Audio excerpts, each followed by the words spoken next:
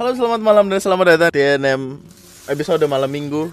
Seperti biasa kita akan membacakan email-email kiriman pembaca yang berisi kesialan, kecurhatan, keseruan, kecinta-cintaan mereka yang mereka rasakan dan kirimkan ke email tnmofficials@gmail.com. Emailnya seperti yang ada di description video di bawah. Kirimin aja email ke sana kalau pengen ceritanya dibacain, dan let's go kita ke cerita yang pertama. Permisi Bang Andri, Ara, Windu, DKK, kenalin aku Indah dari Jogja. Aku mau nyeritain customer paling wow. Jadi aku kerja di bidang jasa jahit pakaian. Salah satunya jahit seragam sekolah. Pertengahan tahun 2019 adalah tahun ajaran baru sekolah. Di awal bulan Juni banyak orderan jahitan seragam sekolah untuk beberapa jahitan aman-aman aja. Selesai jahit langsung bayar. 5 hari kemudian aku chat Bu Endang ini. Di akhir bulan datanglah ibu-ibu namanya Bu Endang dan anaknya yang mau jahitin seragam total 4 setel. Minta cepet soalnya mau dipakai sekolah. Awalnya sih biasa aja, gak ada yang mencurigakan. Setelah selesai ukur badan, aku minta nomor WA-nya buat ngabarin kalau jahitannya sudah jadi. 5 hari kemudian aku chat Bu Endang ini, Bu, jahitannya udah jadi, ini nota-notanya. Aku serahkan foto nota dengan total 400.000 4 setel. Tapi ibunya gak langsung ngebales chat. Aku telepon, tapi nggak diangkat. Di sini mulai aneh nih, soalnya dari awal minta jahitan cepat, tapi kok dikabarin nggak fast respon. 1 hari kemudian Bu Endang baru bales, maaf baru bales Mbak. Kalau diambil 1 setel dulu bisa, soalnya besok mau buat foto kartu pelajar, tapi belum ada uang soalnya. Nah ini mulai curiga, terus aku bales, maaf Bu, peraturan jahit saya kalau ambil jahitan nggak bisa bon Bu, karena hasil ongkos jahit buat bayar karyawan dan biaya operasional lainnya. Terus Bu Endangnya bales, ya Mbak, minggu depan saya bayar 1 setel dulu. Singkat cerita, pas datang ngambil jahit seragamnya, mintanya diambil 2 setel. Katanya seragam yang dipinjam anaknya mau diambil yang punya. Karena aku gak tega, keinget dulu pas aku masih sekolah minjem seragam, akhirnya aku kasih 2 setel. Dan Bu Endang baru titip bayar 1 setel. Dan masih tersisa 2 setel. Seminggu kemudian Bu Endang ngechat lagi, Mbak, setelan seragam identitas saya ambil dulu ya Mbak. Mau ada upacara dan harus pakai seragam itu besok sekalian, dan yang setelan terakhir saya lunasin Mbak. Terus aku iyain. Pas ngambil cuma nitip 150.000 dan mau sekalian bawa setelan terakhir. Di situ aku udah kesel banget karena Bu Endang gak konsisten sama janjinya. Abis itu aku tanya Bu Endang, jadi gimana Bu, lunasnya kapan? Jawabnya minggu depan. Begitu terus sampai 1 bulan. Wah anjing. Terus aku nekat mampir ke rumahnya Bu Endang. Gak jauh, cuma beda desa. Tapi rumah persisnya itu aku gak tahu. Nanya-nanya aku sama tetangga situ. Pas nyebut nama Bu Endang, ternyata udah terkenal banyak utang ibu ini. Aduh, sampai jual pisang ya masih di pohon milik tetangga buat nyaur utangnya. Tapi aku masih penasaran rumahnya. Ternyata rumahnya cuma sepetak, dindingnya dari gedek bambu. Aku ngerasa gak tega, tapi mau gimana lagi, aku juga butuh duit. Terus pas Bu Endangnya lihat aku dalam rumah bilang gini, aduh Mbak, maaf belum ada uang buat lunasin, ini 20.000 dulu ya. Padahal aku belum bilang apa-apa. Aku mikir ini acting apa beneran ya. Karena kalau ada orang ditagih utang itu biasanya gitu. Dan karena aku udah pusing dengan kenyataan di situ, aku yayain aja dia ngomong apa, terus aku pulang. Sampai rumah udahlah, aku ikhlasin sisa utangnya daripada ribet. Sambil berdoa semoga pisang tetangga berbuah lagi biar dijual buat lunasin utang-utangnya yang lain. Makasih ya Bon udah bacain, salam TNM. Salam. Ayo lanjut yuk, kita ada cerita selanjutnya. Selamat malam Bang Andri, Kak Ara, Bang Windu, dan semua yang lagi nonton. Kenalin, sebut aja namaku Nia. Aku mau cerita plus curhat nih tentang kisah pertamaku. Apa sih? Cinta atau apa? Mungkin agak cringe sih, soalnya ini cerita tahun 2013. Sebelumnya mohon maaf ya kalau benar. Aku ini orang Kalimantan Bang. Tapi waktu kelas 6 SD aku pindah ke Jogja karena ngikutin orang tua yang lanjut kuliah. Orang tuaku ini bisa dibilang jenis orang tua yang sangat mentingin pendidikan. Jadi aku selalu didaftarin ke banyak bimbingan belajar.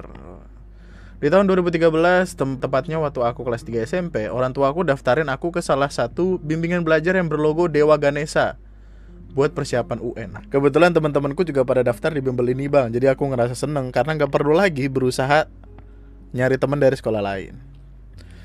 Akhirnya aku masuk bimbel ini dan disinilah kejadian dimulai. Hari-hari pertama aku bimbel gak ada yang aneh. Semua berjalan normal kayak di kelas pada umumnya dan cenderung rada ngebosenin karena aku emang orang yang gak suka belajar. Tapi di minggu-minggu setelahnya mulai ada rumor kalau ada anak cowok dari SMP sebelah suka sama aku, anjay. Dengar rumor itu aku sih ngerasa bodo amat karena waktu itu aku gak tertarik sama yang namanya suka-sukaan dan cuma nganggep rumor itu bercandaan cowok-cowok doang.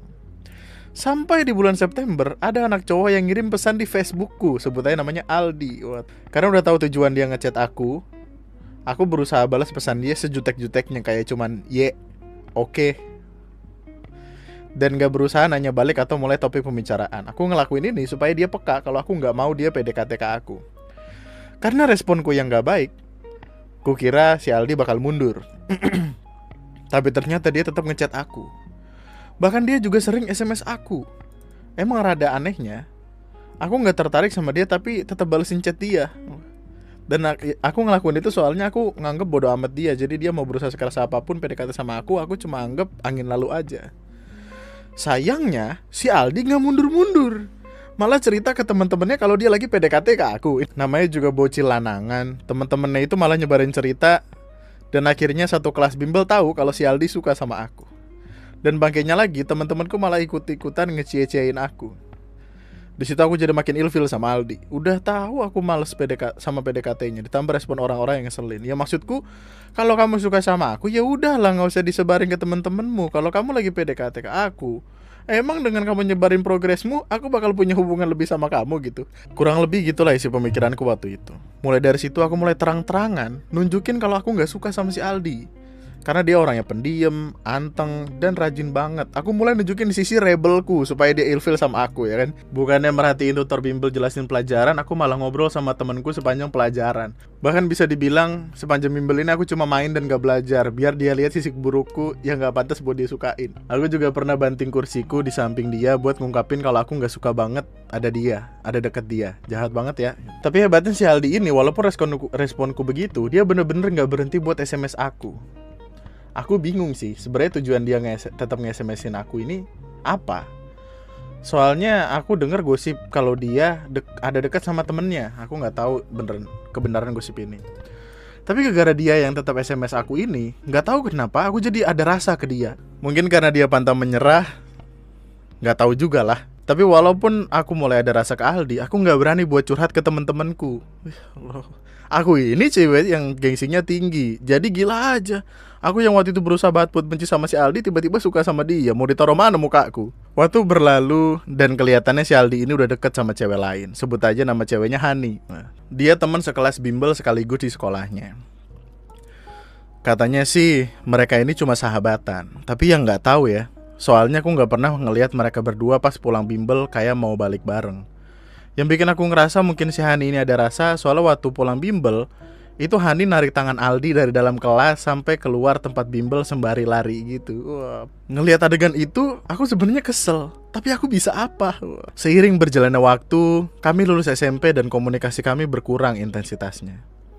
Aku juga harus balik ke Kalimantan karena kedua orang tuaku yang sudah lulus kuliah, jadi kami gak pernah ketemu lagi.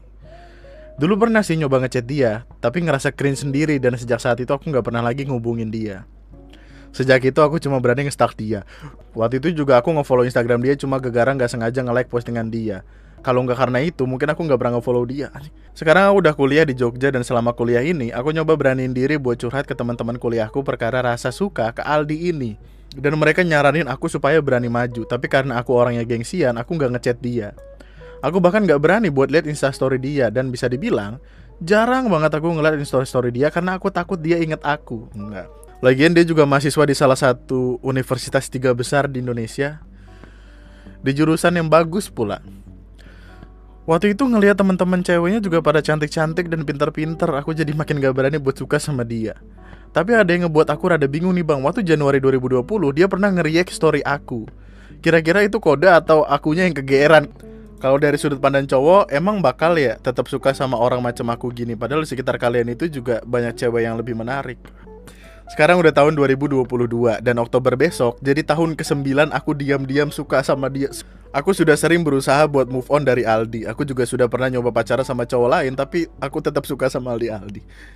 Mungkin ini karma aku ya bang. Aku juga mau tanya nih, menurut cerita tadi, aku tuh sebenarnya bener suka Aldi atau cuma takut gak bakal nemu cowok yang ngerasa sukanya sebesar Aldi? Aku butuh banget nih perspektif cowok.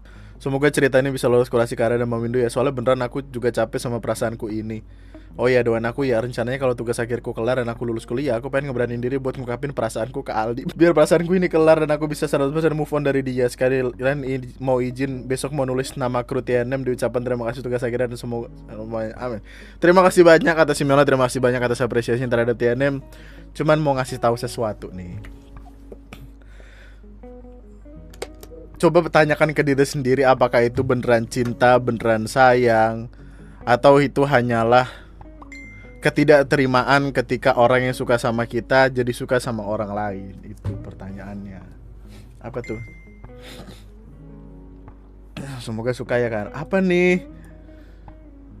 Malming perdana sama mbak pacar setelah LDR Rusia Malang. BTW bang, jasa foto gue udah dibayar. Alhamdulillahirabbil alamin. Pacaran LDR Rusia Malang. Ini Nia sama Aldi kagak ketemu-temu.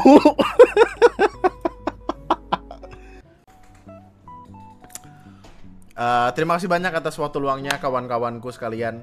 Terima kasih banyak sudah hadir pada malam hari ini. Sepertinya malam hari ini kita cukupkan sampai di sini. Semoga cerita pada malam hari ini bisa membuat kita semua happy lagi menjalani kehidupan. Mohon diingat, kehidupan itu berat ya. Meskipun nggak akan seberat cerita-cerita yang tadi, tapi ada beratnya lah, ada beratnya. Terima kasih banyak atas waktu luangnya.